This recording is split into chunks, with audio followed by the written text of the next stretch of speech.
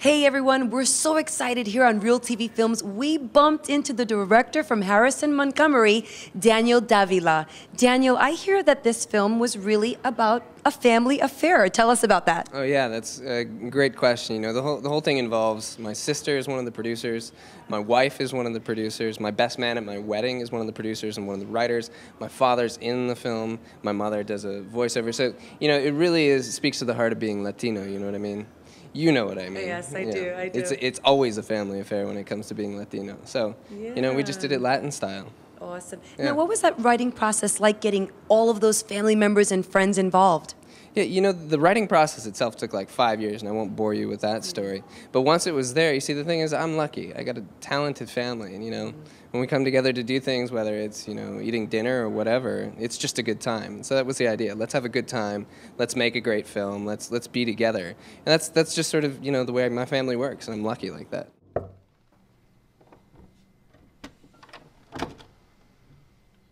Hi, I live in the apartment upstairs. Sister, I'm hungry.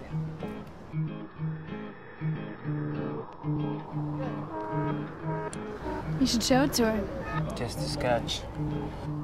I'm really gonna do it this time. Richie, don't waste yourself here.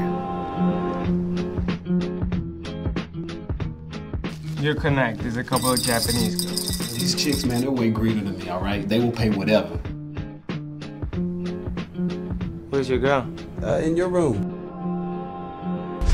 What the hell are you doing? Nothing. This is my space. The fire escape doesn't give you the right. I just wanted to say hi. I'm a little too old if you're looking for a playmate or someone to spy on. Why would I spy? I got a right to privacy. So does my mom. Hi. Do you still owe money? Maybe. Like $1 million? Yeah, feels like it. You looked like you needed help. Yeah. I guess I did. Yeah. What was it like working with Mr. Landau? Martin Landau, what a saint. I mean, he's a guy that, you know, he's been at it for so long that he takes the, you know, the idea of pro to the next level. He's beyond pro. He's just fantastic, super talented guy, but most importantly, he likes to play. You know, he shows up on set and it's like, this guy wants to have fun.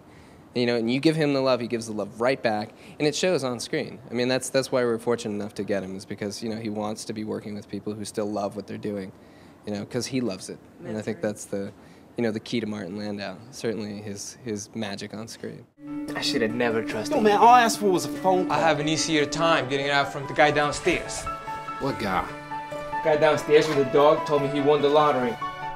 Would you sink it into this lavish palace of yours? He's loaded, but not with money. I have everything I need. What's the alternative, man? There's always an alternative.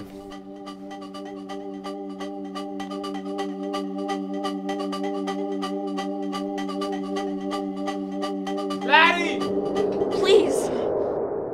What about the other cast members? Melora Walters, you know, fantastic. I've been in love with her since I saw her in, you know, Boogie Nights, Magnolia. I mean, just great stuff. And, you know, you have Octavio Gomez Berrios, who was a find. He was in Choking Man, which is a film that we saw a couple years ago at Tribeca. And he just, you know, he throws himself down the mountain in a way that I just think is unique in acting. You get that sort of commitment, you get that sort of energy, and it leads to a type of performance that rings so true and so elegant on the screen. It really holds the film together in a way that I'm super proud of, and just love the work that he did. Passion. That's the word that I have for him.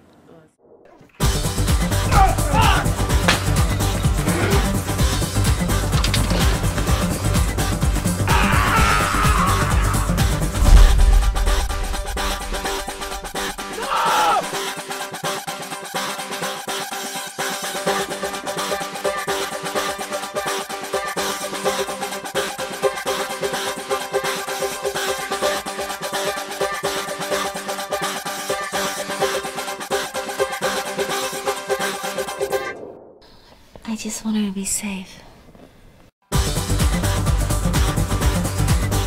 I enjoyed the film very, very much. Now, there were a lot of struggles in the film, lots of struggles in the film, which we all go through every day. There's struggles in everyday lives. What would you like the audience to go away with after watching the film? I want them to be uplifted.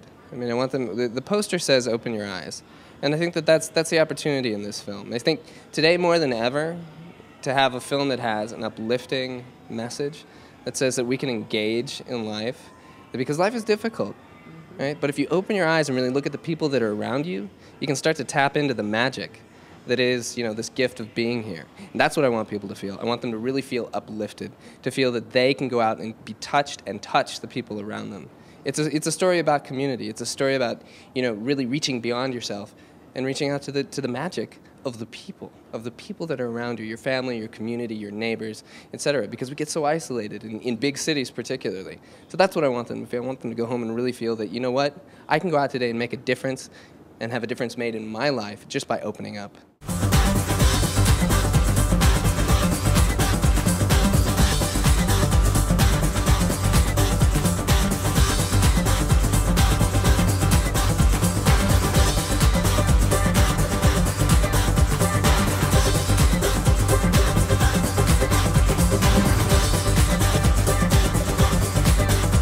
I know you pride yourself on keeping your budgets low or under budget or at budget. Right. What do you take into account when you're preparing for your films? When you go into production on a film, it's like going into war, okay? And which means it's really complicated. So when you're doing it on a low budget, it means you just have to plan. You have to plan everything. You have to know what you're going to do. There's no playing on set. We don't have that luxury.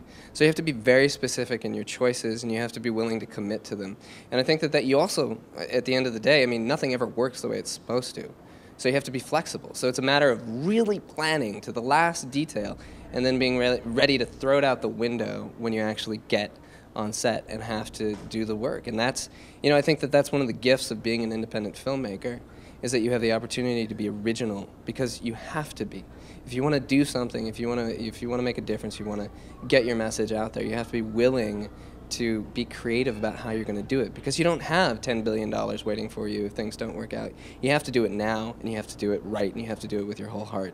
So it's about planning and then a willingness to really think on your feet and get the job done. That's some really great advice for those young filmmakers out there. Thank you for that. Really appreciate it. Daniel Davila, right here at the premiere of Harrison Montgomery. We're so excited to speak to you tonight. You're awesome. No, Thank awesome. you for everything, and looking forward to your next film. Yes. Do you want to tell us what that's going to be? It's called Graces of Shadow, set in Ecuador. It's a tale of magic realism. It's an adventure. Look for it. Awesome. Right here on Real TV Films. Thank you. Thank you. I'm so glad.